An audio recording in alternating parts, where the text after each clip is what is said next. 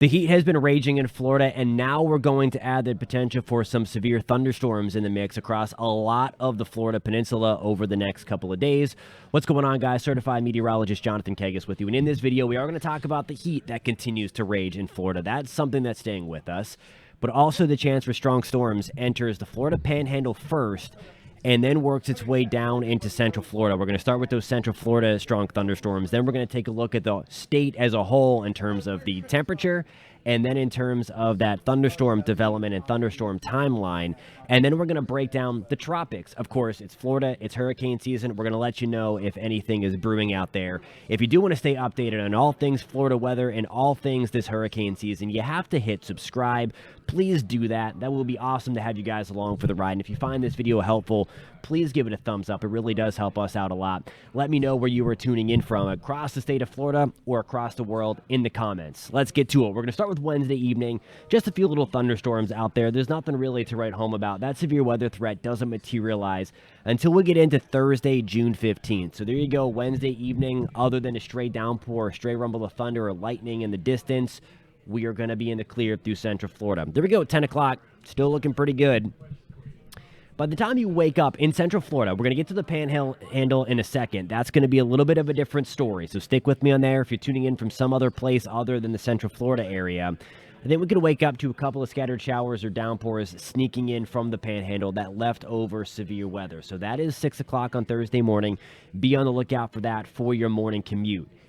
Here we go on Thursday. This is where things get a little rocking. There's going to be another round of stronger thunderstorms coming out of the deep south into the Florida Panhandle and then into Central Florida. So here is the lunchtime on Thursday. Some ugly storms coming out of Jacksonville, St. Augustine, into Palm Coast, Marineland, near Ocala, into Denellen, Fort McCoy, Marion, Flagler counties as well. So just keep that in mind. By lunchtime, we could have some nasty thunderstorms rolling around.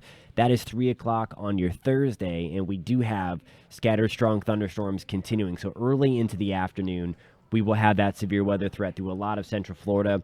By 7, 8 o'clock, I still think we'll have the opportunity for a stray strong storm, but I do think by that point, the main thunderstorm threat is going to be over. Now, in terms of the high temperature tomorrow, I don't want to say it's a little cooler, but it's going to be a little cooler because, at least for some of Central Florida, because of the storm threat, it's going to be out there early. It's going to prevent us from really cranking up the heat index tomorrow.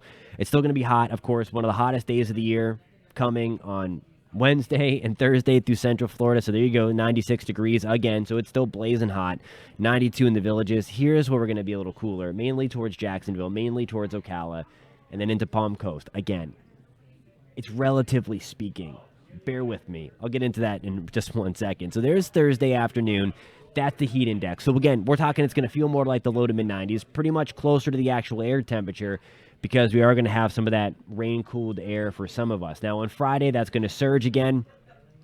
We are going to have another round of thunderstorms in the Florida Panhandle and into north central Florida, which does help to keep us, again, relatively speaking, cooler. You see it there, the heat index, it feels like the mid-70s in Ocala.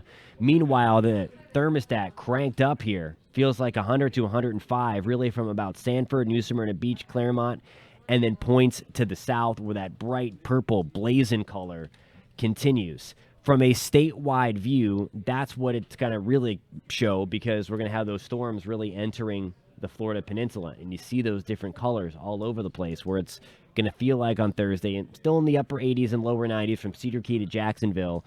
The big-time heat, though, where those storms really don't make it, going to be towards Fort Myers, Orlando, into Fort Pierce, at least later on into the day. All right.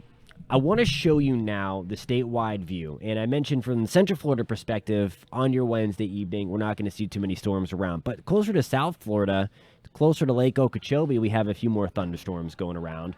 Here is where the main severe weather threat starts to materialize. Look at this. This is going to be late Wednesday night, so closing in on 11 o'clock, midnight, 1 a.m. All right, this is going to be late Wednesday evening, June 13th into June 14th on Thursday. Look at all of these nasty thunderstorms moving towards Tallahassee. They've already moved through Pensacola by this time, moving towards Port St. Joe. A lot of nasty weather. These are going to be on our doorstep in Jacksonville as well for the morning commute. There's 1 o'clock on Thursday afternoon. I showed you Central Florida, but look at this. A line of very nasty thunderstorms likely passing towards St. Augustine by this time, closing in on Ocala into Marion County, and then closing into Palm Coast, working their way towards Orlando by the afternoon. That's 3 o'clock. And then there you go. By 7 o'clock, we have another round on Thursday, June 15th. Look at that. Towards the Florida Panhandle, into Pensacola, Port St. Joe. We have more nasty thunderstorms in and around Fort Pierce and then closer to Fort Lauderdale by Thursday evening before we kind of push everything out to sea, both in the Gulf of Mexico and then off the Atlantic coast as we move into late Thursday night. In terms of the severe weather risk on Thursday, here's where the highest potential is, and I would not be surprised, again, to see this risk area go up a little bit. Right now, we're in that level 2 out of 5 from Port St. Joe into Tallahassee to Pensacola, just to the west of Jacksonville and just to the west of St. Augustine as well. So this is where we're going to have the opportunity. The tornado threat's going to be there early on Thursday and then again into the afternoon. Note now that marginal risk, so meaning that we could get a strong thunderstorm out of the deal. Thunderstorms are going to be likely. A few of them could get a little rowdy and produce some damage. That's going to be from about Orlando into Claremont, Mineola, into Sumter County, Daytona Beach, and then points to the north again for us in Jacksonville, St. Augustine, Ocala. So really we can look towards the Orlando area and points to the north on Thursday for that highest potential for severe weather. There's going to be a tornado threat, and that is mainly going to be west of Jacksonville towards Tallahassee into the Panhandle of Florida, southern Alabama, into southern Mississippi as well. So we're going to watch that. And again, the Storm Prediction Center may end up upgrading this. We already talked about an upgraded risk for parts of the Deep South. We broke that down in yesterday's video. I have another video that I will link to in the description and in the comments of Wednesday's severe weather outbreak that's going to be rolling through the Deep South. The stuff that's going to be rolling into Florida is a continuation of that as well. Hey, positive news in the tropics. There's a whole lot of nothing going on. There's just limited thunderstorm activity. Now, I want to caution. There are a lot of other channels out there that are really blowing up these waves that are rolling off of Africa. If you were with us in yesterday's update, a lot of people were highlighting this wave out here as blowing up and kind of rolling through. Look at it. It's almost gone. So this is what I'll leave you with in this video update. Of course, the main risk that we're going to be watching over the next few days is the severe weather threat through the peninsula. Of course, the big-time heat in Florida. We're used to that.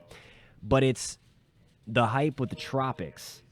There is a lot of dry, dusty air, and we'll highlight this in a future video. I do think we're going to have some of that dust kind of move up into the Florida area and into this region of the Gulf Coast and Southeast U.S. as we get into beyond Father's Day weekend and into next week. We'll highlight that at a later time as it gets closer. But as long as that dry, dusty air is there, it's going to be really, really hard for something to get going. Plus, there's another plus in here is that a lot of these guys, these waves that are kind of rolling off of Africa, they're very, very low in latitude. It is really, really hard for them to kind of connect with anything when they are rolling through that low of a latitude. But wait, there's another thing that goes against it as well. These are tied to the intertropical convergence zone, which we sometimes get development out of, but they have to kind of remove themselves from that conveyor belt of thunderstorms, detach themselves, and then consolidate. That is a lot to ask at this present time, given that environment. So if you see anybody, oh my gosh, there's a hurricane coming. We already broke down that hype of the Gulf of Mexico storm, which, funny that that's not being talked about anymore because it was never going to happen. Anyway, now I'm just beating a dead horse.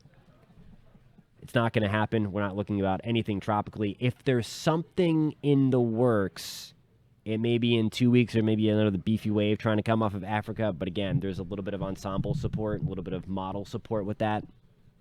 But it would be nothing to worry about in the short term. Thank you guys so much for tuning in. If you found this information helpful, please give it a thumbs up. And again, if you want to stay updated on all things Florida weather and the tropics this hurricane season, hit that subscribe button, and we will catch you next time.